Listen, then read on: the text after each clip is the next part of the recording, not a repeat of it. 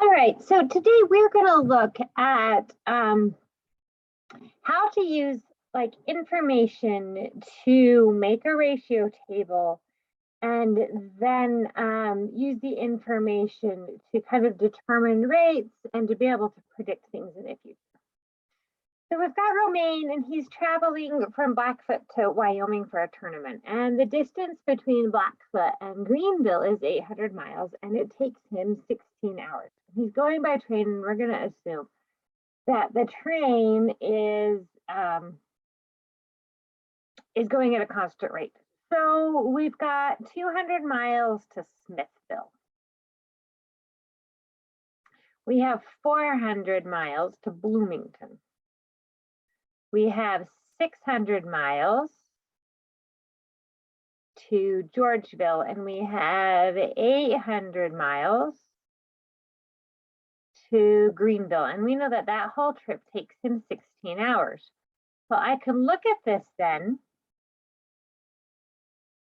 and I can know how long the whole trip takes him. Because if I multiply 2 by 4, I get 800. So I know if I divide 16 by 4, I'll get the number of hours it took him to go those 200 miles. So 16 divided by 4 is 4.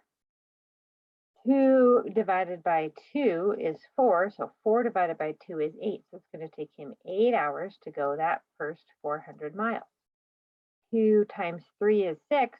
4 times 3 is 12. It's going to take him 12 hours. Well, now what if he's going back? Now he's going back, and we've got a return trip. So we'll have another 200 miles in between each one. We've got 1,000 miles. We have 1,200 miles. We have 1,400 miles. Ooh, that's a long trip. And then we have 1,600 miles. So I can look at this and I go, this is a ratio table. So the value is going to be the same on all of them. So if I have 200 times 5 is 1,000, I'll have 4 times 5 is 20. 200 times 6 is 1,200. 4 times 6 is 24. Dude's been driving for a whole day. 200 times 1,400 is, 200 times 7 is 1,400. 4 times 7 is,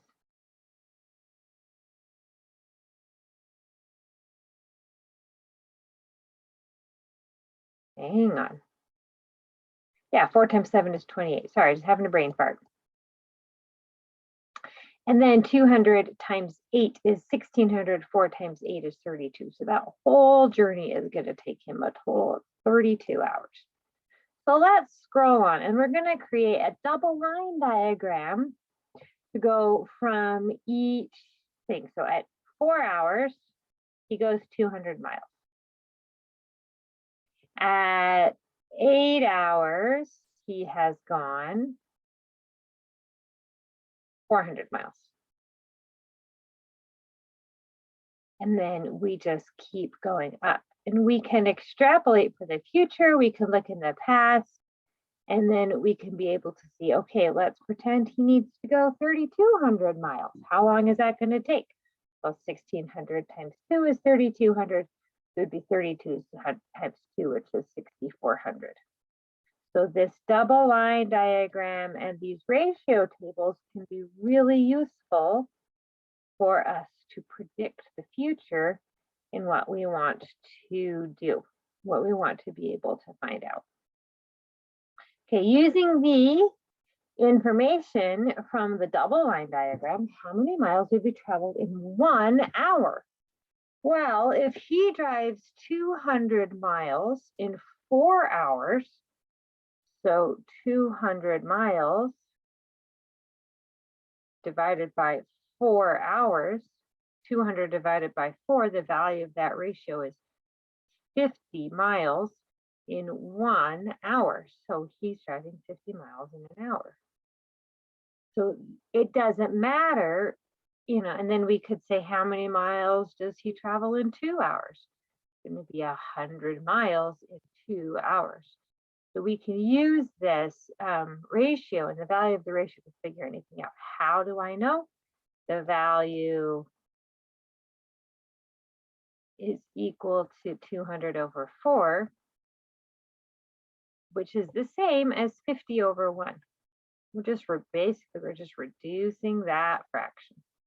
Dinner starts once the train is 670 miles away from Blackfoot. What is the minimum amount of time Romain will have to wait before his meal? So after 1 hour, he's gone 50 miles, and we can graph this. After 1 hour, so okay, I've got a graph here, and there's a problem. It doesn't go 50 miles up, but we're going to have this speed. This is 1, 2, 3, 4. In fact, I'm actually going to do these 2, 4, 6, 8, just to give me a little bit more breathing room.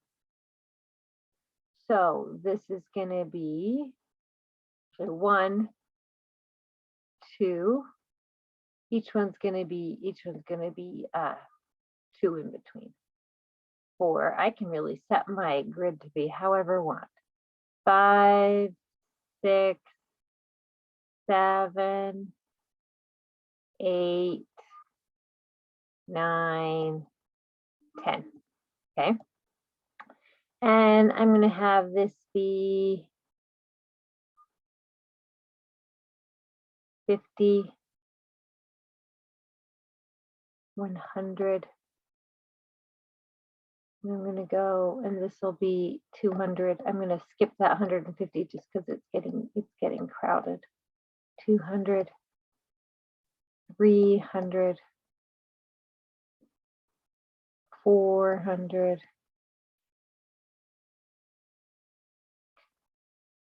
500,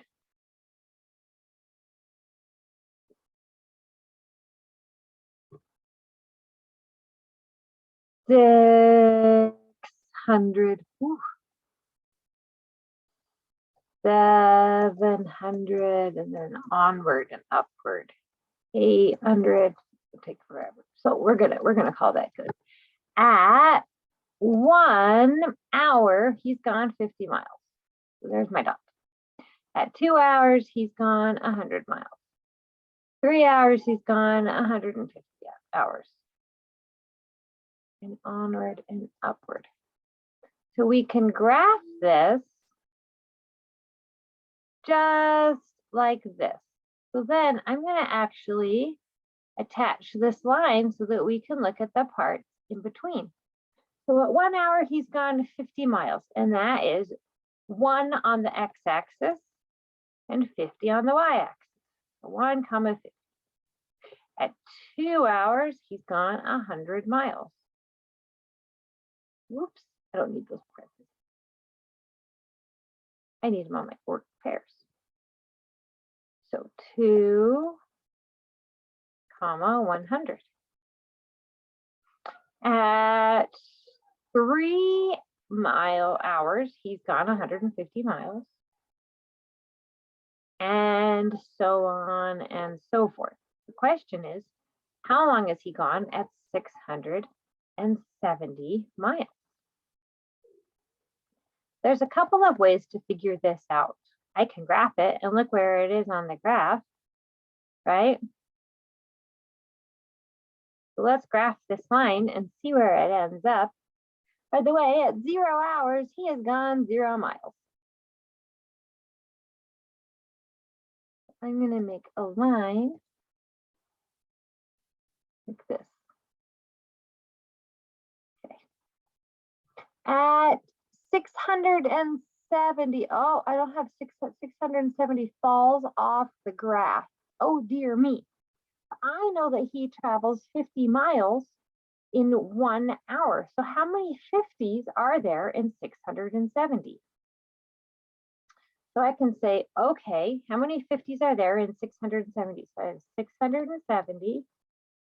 I'm going to do this down here. 50 goes into 670. How many 670s?